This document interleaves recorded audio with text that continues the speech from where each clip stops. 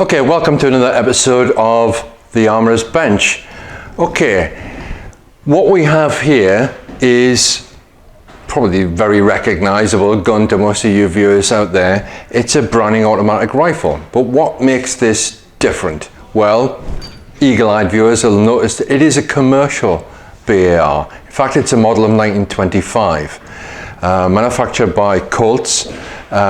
But this is a gun that was supplied, around about 25 of them were supplied to England, and either in England or in the US before they travelled across the pond, they were converted to 303 British. Hence, this curved magazine to take the rimmed round that is 303. Okay, now we'll drop this magazine out and have a look at it.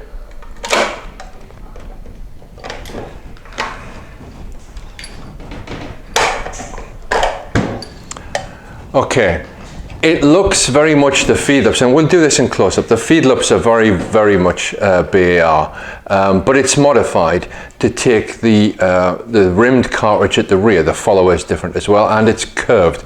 It's a little bit reminiscent of a shortened Bren gun magazine, but without the rib on the rear.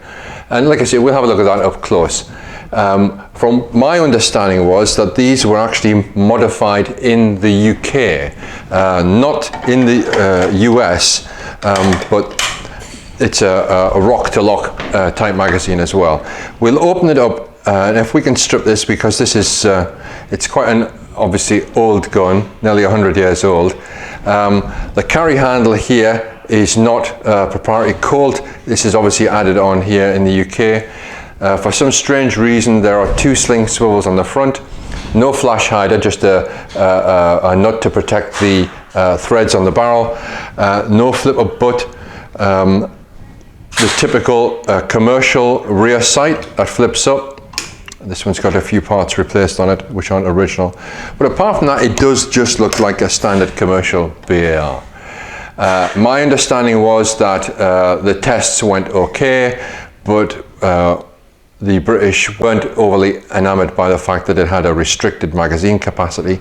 A typical BAR is 20 rounds. This may be less than that. Without dummy rounds to check it out, I can't tell. It's not marked anywhere.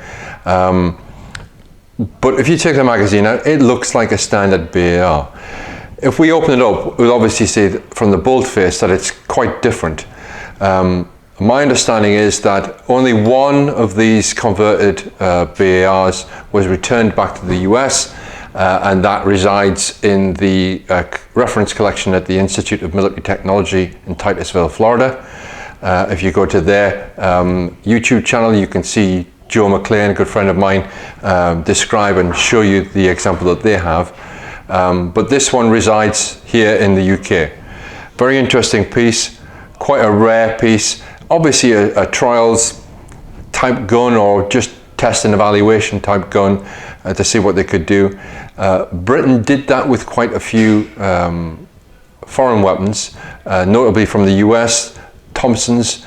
The Thompson was manufactured under contract by BSA in various calibers, 9mm, 45, 9mm Largo, in a sort of a rifle stock configuration rather than the traditional Thompson layout.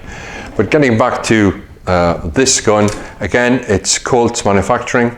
We'll do some close-ups of the markings, and we'll strip it and we'll have a look at the bolt face and see what's different with that. Okay, here we can see the 303 model 1925 BAR stripped. We can see the curved magazine.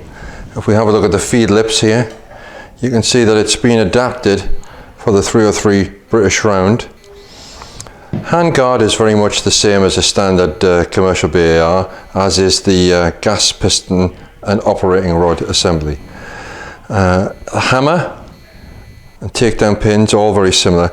This is interesting in that the gun was actually designed not to have the standard BAR operating spring mechanism, which would be inside the op rod assembly, but it's in the buttstock actuated by this rod, a bit like the FN Model D, would be. If we have a look at the bolt, which is in the white, there's a nice firing pin.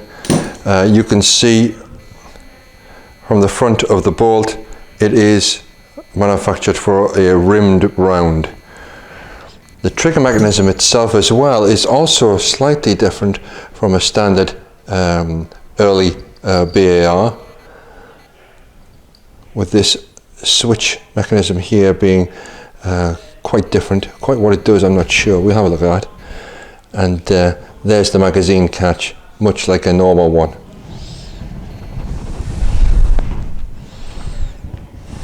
Let's have a look at the markings on the top of the rifle.